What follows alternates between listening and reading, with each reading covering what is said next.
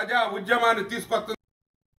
కూటమి పాలనకు వస్తున్న ఆదరణను చూసి మాజీ సీఎం జగన్ వైసీపీ నేతలు ఓర్వలేక తప్పుడు ఆరోపణలు చేస్తున్నారని మంత్రి టీజీ భరత్ అన్నారు. కర్నూలు జిల్లా ఎమ్మిగనూరు 33వ వార్డులో సుపరిపాలనతో తొలి అడుగు కార్యక్రమంలో పాల్గొన్నారు.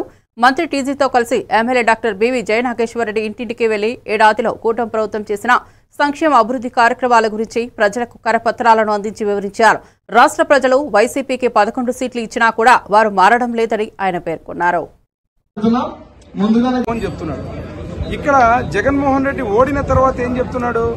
2.0 పరిపాలన చూపిస్తానంటాడు. ఏమంటే రప్పా రప్పా అంటాడు. ఆ తర్వాత నేను చెప్పను అంటే దాని అర్థం ఏంటి అంటే వాళ్ళ ఆలోచన విధానం మీరు అడిగినట్టు పత్రికా విలేకరులు పాత్రికేయ మిత్రుల మీద దాడులు చేయడం, ఇష్టం వచ్చిన వాళ్ళ మీద బళ్ళు ఎక్కించి తొక్కి మరణాలు ఎక్కడైతే ఇష్టం వచ్చినట్టు చంపడం. అదేవిధంగా నేను చూశారు మామిడి రైతుల విషయం.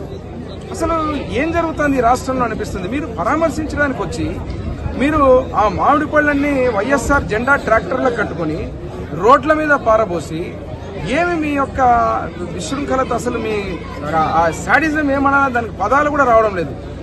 రైతులందరూ ఈరోజు ఈరోజు ఇంటింటికి వస్తున్నాం. దేనికి వస్తున్నాం? సంక్షేమ అభివృద్ధి చేసి ఎక్కడైతే ఈరోజు చిన్న చిన్న పొరపాటు, ఉదాహరణ మొదటింటికి వెళ్ళాం మేము. ఆ మొదటింట్లో చూశారు మీరు ఓ చిన్న సాంకేతిక లోపం వల్ల తల్లికి వందనం పడలేదు. వెంటనే ఈరోజు మంత్రి గారు మేము నోట్ చేసుకుని అక్కడ ఉన్నటువంటి గ్రీవెన్స్ రైజ్ చేస్తే రానున్న 2-3 రోజుల్లోనే మళ్లీ తల్లికి వందనం పడేటువంటి అవకాశం. దీనికి లోకల్గా ఉన్న సచివాలయంలో ఉద్యోగస్తులు కావచ్చు, ప్రతి ఒక్కరు కావచ్చు, ప్రభుత్వంలో భాగస్వాములైన వీళ్ళందరూ కూడా ఒక బాధ్యతాయుతమైనటువంటి బాధ్యత నిర్వహించాలా. ఈరోజు మంత్రి గారు చెప్పిన విధంగా పొలిటికల్ గవర్నెన్స్ ఏదైతే ఉందో ఈరోజు ఇంటింటికి మేము వచ్చి చిన్న చిన్న పొరపాట్ల వల్ల రానటువంటి వాళ్ళకు కూడా ఆ పొరపాట్లను సరిదిద్దుకొని